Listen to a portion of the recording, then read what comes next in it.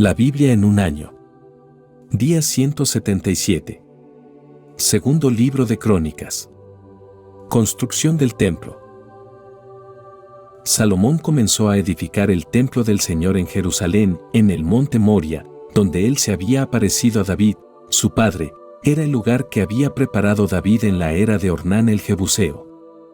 Comenzó a edificarlo el mes segundo del año cuarto de su reinado. Estos son los cimientos que Salomón puso para edificar el templo de Dios en medidas antiguas, 60 codos de largo, 20 de ancho y 30 de alto. El vestíbulo delante del santuario del templo era de 20 codos de largo en el sentido de lo ancho del templo, y su altura era de 120 codos. Y recubrió el interior de oro puro. Revistió de madera de abeto la nave mayor, y la recubrió de oro fino, e hizo esculpir palmeras y guirnaldas. Decoró el templo con piedras preciosas, y el oro era oro auténtico de Parvaim. Recubrió también de oro la nave, las vigas, los umbrales, las paredes y las puertas, y sobre las paredes esculpió querubines. Construyó la nave del Santo de los Santos. Tenía 20 codos de largo, en el sentido de todo lo ancho del templo, y también 20 codos de ancho. La recubrió de oro fino que pesaba 600 talentos. Los clavos de oro pesaban 50 siclos. Recubrió de oro también las alas de arriba. Para la sala del Santo de los Santos hizo 2 querubines esculpidos y los recubrió de oro. Las alas de los querubines tenían 20 codos de largo. Una de las alas del primer querubín medía 5 codos y tocaba la pared de la sala, la otra, también de 5 codos, tocaba el ala del segundo querubín. El ala del segundo querubín era de 5 codos y tocaba la pared de la sala, la otra, también de 5 codos, tocaba el ala del primer querubín. Estas alas desplegadas de los 2 querubines medían 20 codos, los querubines estaban de pie con sus caras vueltas hacia el interior. Confeccionó el velo de púrpura violácea, púrpura escarlata y carmesí, y de lino torsal, en él hizo bordar querubines. Delante del edificio levantó 2 columnas de 35 codos de alto, el capitel que las coronaba era de 5 codos. Hizo unas cadenillas y las puso sobre los capiteles de las columnas, y 100 granadas que puso entre las cadenillas. Levantó las columnas delante del santuario, una a la derecha y otra a la izquierda. Llamó a la columna derecha Yaquín y a la izquierda Boaz. Mobiliario y objetos del templo. Salomón hizo el altar de bronce de 20 codos de largo, 20 de ancho y 10 de alto.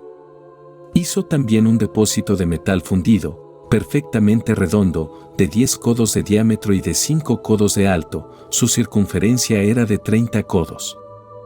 Por debajo del borde en toda la circunferencia lo rodeaban unas figuras de bueyes, 10 por cada codo, dispuestas en 2 hileras, habían sido fundidas al mismo tiempo que el depósito.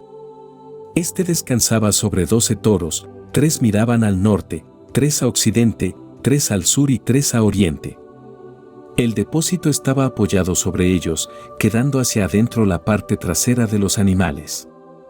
El grosor del depósito era de 1 palmo, su borde parecía el del cáliz de una flor de lirio. Tenía una capacidad de 3000 medidas. Hizo también 10 lavabos de bronce, y puso 5 a la derecha y 5 a la izquierda, para lavar en ellos las ofrendas del holocausto. El depósito se reservaba para las abluciones de los sacerdotes. Hizo 10 candelabros de oro, según la forma prescrita, y los colocó en el santuario, 5 a la derecha y 5 a la izquierda. Además hizo 10 mesas que puso en el santuario, 5 a la derecha y 5 a la izquierda, y 100 acetres de oro. Construyó también el atrio de los sacerdotes y el gran atrio con sus puertas que recubrió de bronce. Colocó el depósito de bronce al lado derecho del templo, hacia el sudeste. Hiram fabricó también los calderos, los badiles y los aspersorios, y concluyó todo el trabajo para el rey Salomón en el templo del Señor, las 2 columnas, las esferas de los capiteles que coronaban las 2 columnas, y las 2 redecillas para adornar las 2 esferas que coronaban las columnas, las 400 granadas para las 2 redecillas, 2 series de granadas en cada red para adornar las esferas de los capiteles que coronaban las columnas. Las 10 basas y los 10 lavabos sobre las basas, el único depósito de bronce y los 12 bueyes debajo de él, los calderos, los badiles y los aspersorios. Todos los utensilios que hizo Hiram para el rey Salomón para el templo del Señor eran de bronce bruñido. El rey los mandó fundir en moldes de arcilla en la cuenca del Jordán, entre Sucot y Zeredá.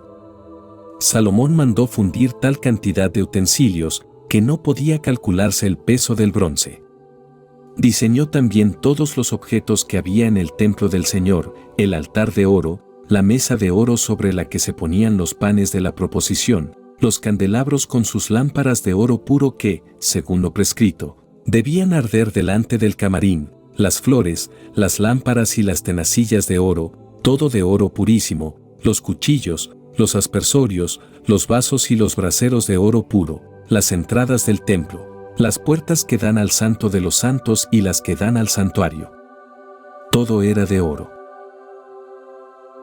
Job. Respuesta de Job. El aparente bienestar de los impíos. Job intervino diciendo: Escuchen con atención mis palabras, será para mí su mejor consuelo. Tengan paciencia mientras hablo, después podrán burlarse. ¿Acaso yo me enfrento con un hombre? ¿Por qué, entonces, habría de ser impaciente? Mírenme, se asombrarán y se llevarán la mano a la boca. Al pensar en ello yo mismo me horrorizo y un escalofrío recorre mi carne. ¿Por qué siguen viviendo los impíos? Envejecen y crecen en fortuna. Su descendencia está segura junto a ellos, su prole se desarrolla ante sus ojos. Sus casas se mantienen serenas, sin miedo, pues la vara de Dios no les alcanza. Su toro fecunda sin marrar, su vaca, sin abortar pare. Dejan sueltos a sus niños como ovejas, sus hijos saltan jugueteando. Cantan con arpas y cítaras, se alegran al son de la flauta. Disfrutan de la felicidad de su vida y en paz descienden al Seol. Ellos decían a Dios: apártate de nosotros, no queremos conocer tus caminos. ¿Quién es el Omnipotente para que le sirvamos? ¿Qué nos aprovecha suplicarle? Aunque están en su mano los bienes, lejos de mí el consejo de los impíos. ¿Cuántas veces se apaga la lámpara de los impíos y las desgracias irrumpen sobre ellos? Dios les distribuye dolores en su furor. Serán como paja al viento, como polvo que se lleva el torbellino.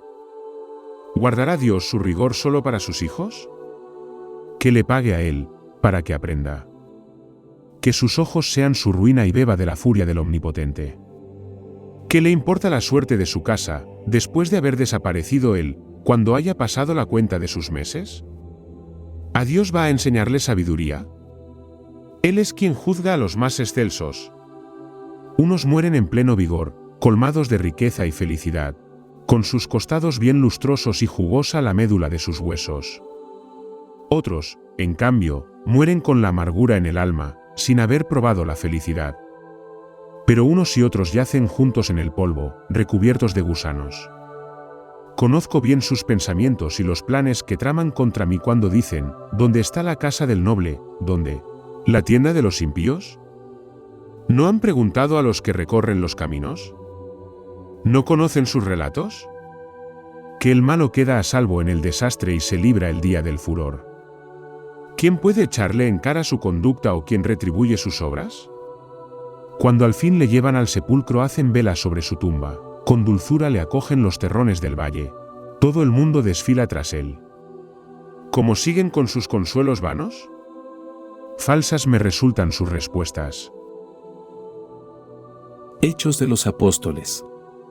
Segunda parte, expansión de la Iglesia fuera de Jerusalén. La Iglesia en Samaria. Persecución contra la Iglesia.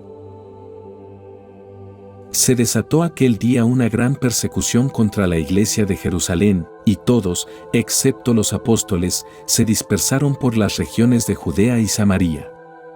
Unos varones piadosos enterraron a Esteban e hicieron un gran duelo por él. Por su parte, Saulo hacía estragos en la iglesia, iba de casa en casa, apresaba a hombres y mujeres y los metía en la cárcel. Los que se habían dispersado iban de un lugar a otro anunciando la palabra del Evangelio. Predicación de Felipe en Samaria. Felipe bajó a la ciudad de Samaria y les predicaba a Cristo. La muchedumbre atendía unánime a lo que decía Felipe, al oír y ver los signos milagrosos que realizaba, pues los espíritus impuros salían, con grandes voces, de muchos que estaban poseídos por ellos, y muchos paralíticos y cojos eran curados. Hubo gran alegría en aquella ciudad. Simón el Mago. Un hombre que se llamaba Simón había ejercido la magia en la ciudad y había embaucado a la gente de Samaria diciéndoles que era alguien grande. Todos, del menor al mayor, le prestaban atención y decían: Este es la potencia de Dios, llamada la Grande. Lo escuchaban porque desde hacía tiempo los había seducido con sus magias. Pero cuando empezaron a creer a Felipe, que les anunciaba el Evangelio del reino de Dios y el nombre de Jesucristo, hombres y mujeres comenzaron a bautizarse. Entonces creyó también el propio Simón, y después de ser bautizado, seguía asiduamente a Felipe. Veía los signos milagrosos y los grandes prodigios que se realizaban y se llenaba de admiración. San Pedro y San Juan en Samaria. Cuando los apóstoles que estaban en Jerusalén oyeron que Samaria había recibido la palabra de Dios, les enviaron a Pedro y a Juan. Estos, nada más llegar, rezaron por ellos, para que recibieran el Espíritu Santo, pues aún no había descendido sobre ninguno de ellos, sino que solo estaban bautizados en el nombre del Señor Jesús. Entonces les imponían las manos y recibían el Espíritu Santo. El pecado de simonía. Al ver Simón que por la imposición de manos de los apóstoles se confería el Espíritu Santo, les ofreció dinero. Deme también a mí ese poder, para que cualquiera a quien yo imponga las manos reciba el Espíritu Santo.